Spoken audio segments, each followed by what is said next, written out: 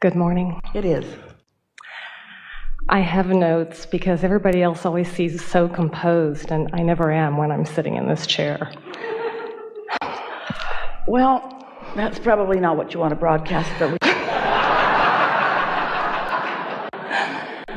First, I want to thank Abraham, Esther, Jerry, and all of Team Hicks, because I know it takes a village. Yep. We're all in this together. Yeah. Thank you. I wanted to drill down a little more on something we talked about yesterday, just to find some clarity. Good. I would like to raise capital for my company. I am very clear on what I need, and I'm open to easy, immediate, accessible manifestation. Well, that's not possible. Well, we're having a little fun with you, but we want you to understand that I'm very clear about what I need. Well, even in the needing, you're in a frequency that's slowing it down, that's introducing resistance into it. And we just want to call to your attention that the raising of capital is a very powerful, we don't want to use the word end, but for sake of comparison, end result. It's a result of a vibration. And so, how long has this desire been within you? For about 1.5 years. So what that means is you're holding steady to a vibration that's not letting it flow. And that is almost always, and it certainly is true in this case, because your awareness of the current condition and your desire to improve the current condition is about the condition, about the result, rather than about the vibration. So we want to say to you, just to get this started, and we'll have a good conversation. Let's say you're looking for $10 million and you're looking for $10 million immediately. Well, it's not likely, in fact, it's not going to happen, that $10 million is going to land in your bank account while you're on this stage. But it is possible that you could find the vibration at the core of it. You could get into the receiving mode and receive that. Now, let's start in a more accurate place. You've already been in that place many, many times. You've got tuned in, tapped in, turned on, and you have felt, you've received the inspiration about that. But then, you, like almost everybody else, you want to jump over all of this vibrational work and you want to go right to the, how do I make this happen? How do I get the money into the bank? And we want you to let it be not important, no need. Let it not be important that it's not in the bank, and savor the feeling of it. In fact, we want you all to get the spirit of what we're talking about here, about being in the receiving mode because it feels so very good. Being in the receiving mode, being in the receiving mode, being in the receiving mode, and then receiving the inspiration, receiving the desire, receiving impulses to act. We want that sweet spot of being in alignment, that sweet spot of the constant, steady unfolding, to be so delicious to you that you honestly can't be sure if you want the sweet spot to last or if you want the manifestation to come. Because the sweet spot is so sweet. It's like eating an ice cream cone. Don't you want to savor it? Or do you just want to scarf it and get it over with? I've got this cone, I just got to get this over with. If you can feel what we're talking about how pleasurable it is to receive an idea about something. The idea of it, that pure idea that you haven't trampled to death with your doubt. That idea of something, that knowledge, that knowledge that Source has about what you want. All your vortexes has churned into this powerful desire, and your Source energy has flowed it to you, and you, because you were in the receiving mode, received the idea of it, received the desire. And it feels so good. And now you are wanting to milk that feeling as long as you can.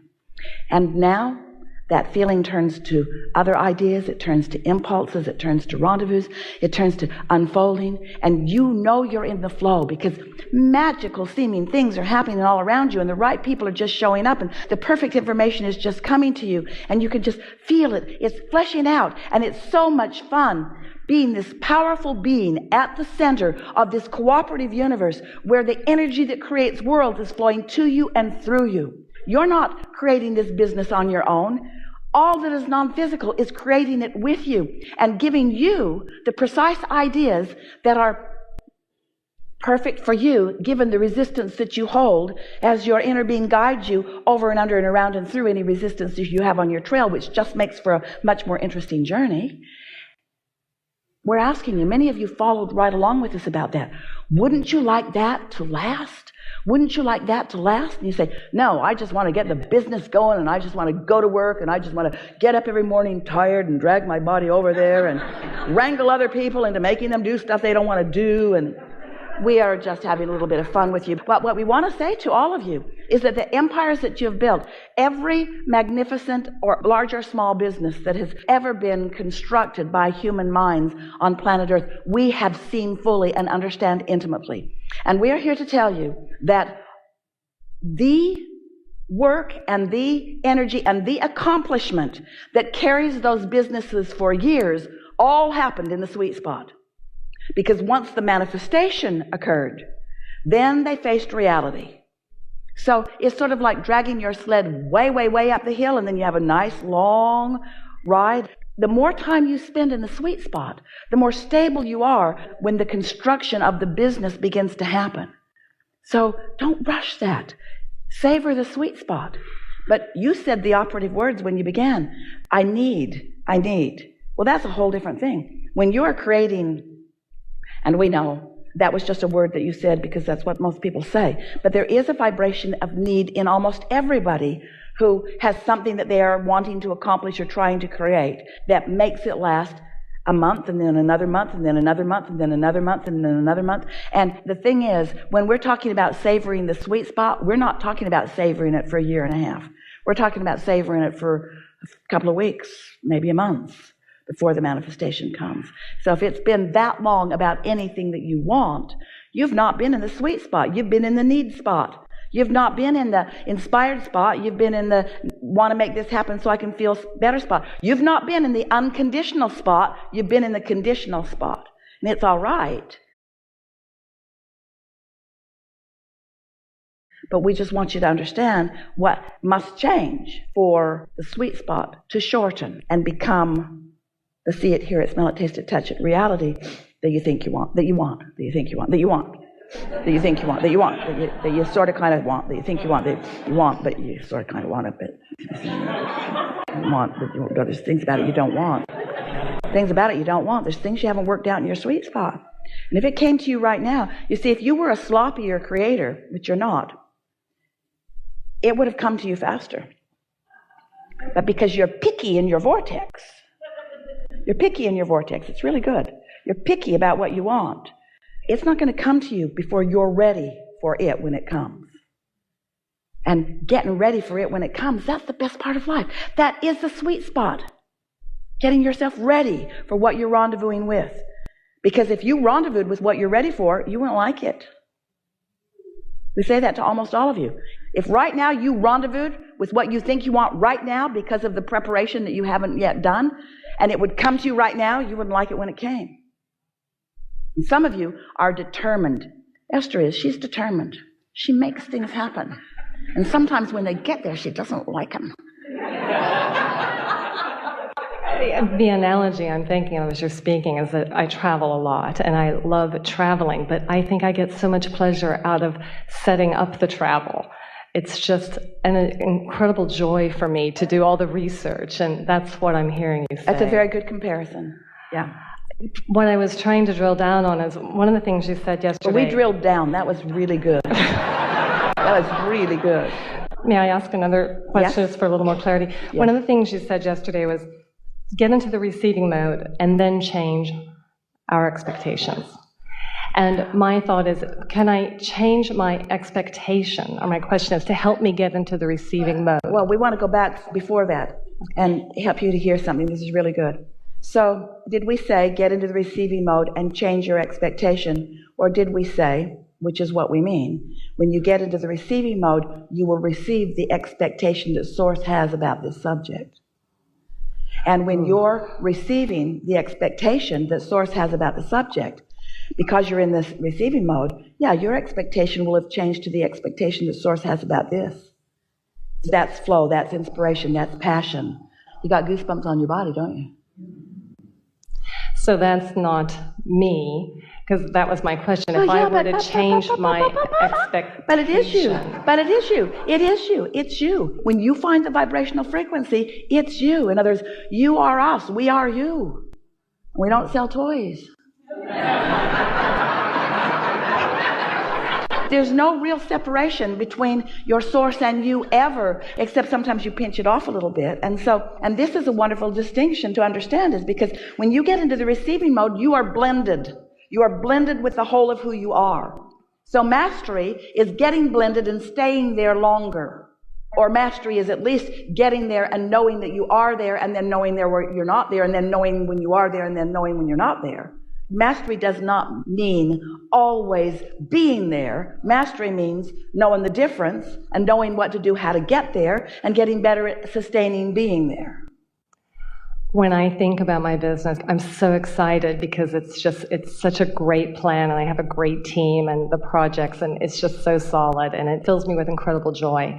I, however, have sometimes the feelings like maybe I should just go get a job, or maybe I'm not, I don't know, I don't want to, sound, well, so which thoughts hold you in the receiving mode, and which thoughts take you from the receiving mode? The thoughts of where I'm going, or where I feel it's very natural for me to go. And getting a job does not take you out of the receiving mode.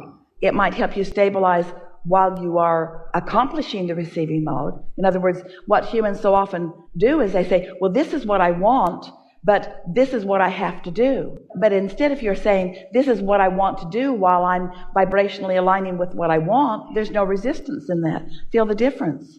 I have to go get a job, pointing at yourself like failing from your desire. No, it's like if you're going to travel from here to San Antonio, there's some distance that you're going to travel. And while you're on your way, you're not failing. While you're on your way, you're not failing. I'm failing. I failed all the way till I got there, is what humans want to say. How was your trip? It was a failure until I got here. Complete failure, because the whole time, 3 days I drove and I wasn't here.